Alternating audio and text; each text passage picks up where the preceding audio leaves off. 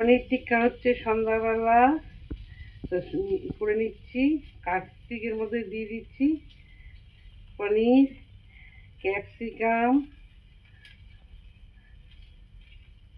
আর হচ্ছে পেঁয়াজ।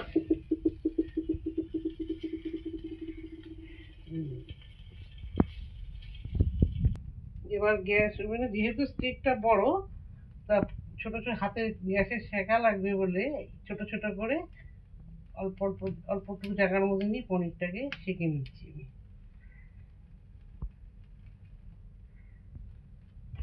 এবার উপর থেকে বাটার দিয়ে দিচ্ছি।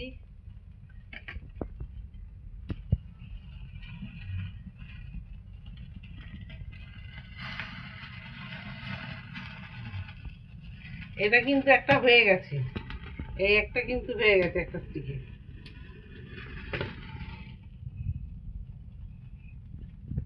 তিনজনের খাওয়া দাওয়া। ছেলে বলেছে, মেয়ে বলেছে, তার ছেলে সব ক্যাপসিকাম পেঁয়াজটা কেটে দিয়েছে, পনির কিউব করে দিয়েছে, আমি বসে বসে করছি।